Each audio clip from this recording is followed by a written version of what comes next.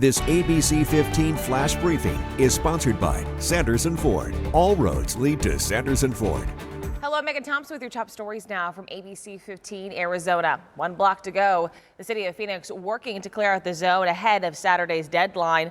Officials say 54 people were moved out of the homeless encampment yesterday, with 45 of them accepting shelter. That final cleanup is set for tomorrow. Some healthcare providers in Arizona can now sue the state over its ban on abortions for genetic abnormalities. A federal appeals court making that ruling. Right now, doctors can be sentenced up to 2 years in prison if they perform the procedure. But with this new ruling, doctors can try to block that law. It's not clear if the court's decision will then be appealed. A reminder, mail-in ballots for next week's election must be sent in today. This applies to all counties across our state. If you do not mail your ballot, most counties do have ballot drop-off locations. Just check with your local election officials. Election day is November 7th. Federal regulators are urging consumers to stop using several eye drop products over contamination concerns. The FDA says the drops may contain bacteria that could infect the eye and potentially cause blindness. The notice applies to 26 products, including several store brands like CVS Health, Rite Aid, and Target Up and Up. Are you a self-checkout or cashier-only kind of shopper? Depending on where you shop, you may not have a choice. Right now, more and more stores are removing self-checkout lanes in an effort to combat spikes in theft and technical errors. The issue that's getting a lot of traction right now is the issue of theft. And what stores found was that not only do many customers require assistance to complete their transactions, if they do not staff the self-checkout lanes, customers will exit with the goods. Experts say stores are changing how they confront people at self-checkout. Some stores will wait until you have stolen a certain amount of merchandise so they can charge you with an elevated charge. We fight, we're fighters, we continue to answer back. We've been known for it all season. We're proving the naysayers wrong, and we're just going to keep doing so. The thing we got going for us is as much as we thought we were going to lose against Philly, we crushed them in Philly. We're going to just go back to Texas. We're going to take care of them there.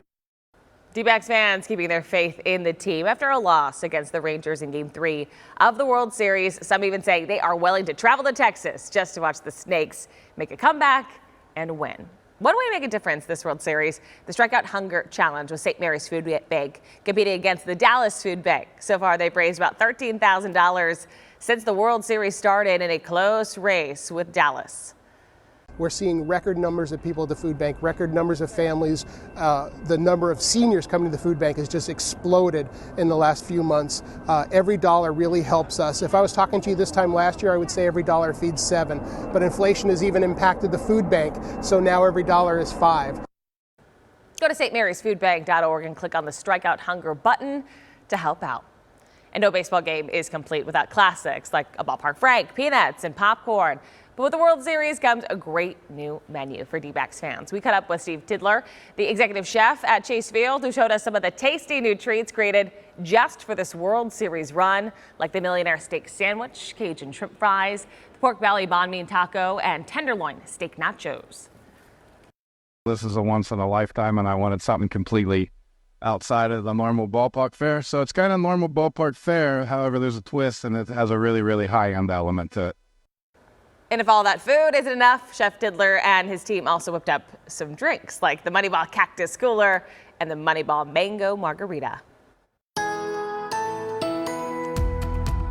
Time now for that most accurate forecast. I'm meteorologist Iris Hermosillo. Here on this Halloween, it's going to be a gorgeous day overall. A little warmer than yesterday, but not by much. 84 for a high, and that puts our temperature right in the range of normal. It'll be breezy today, too. In fact, we've started to feel the winds already through the morning, and those breezes will stick around into the afternoon. Gusts here in the valley and in northern Arizona will only go as high as about 25 to 30 miles an hour today, but right in that breezy range with winds mainly coming in out of the east-northeast today. Southeast Arizona winds get a little bit stronger. Gusts as high as 35 miles an hour. So watch for some areas of blowing dust, especially down near Tucson and some of those open desert areas if you're traveling there. 84 for a high in Phoenix, 50s and 60s across most of northern Arizona. A gorgeous fall week, but it is going to get a little bit warmer. Towards the end of the week, those temperatures climb back up into the upper 80s, and that's where we'll be through the weekend. It'll get warmer in northern Arizona, too, including those overnight lows. No rain or snow in sight in those 7-day forecasts.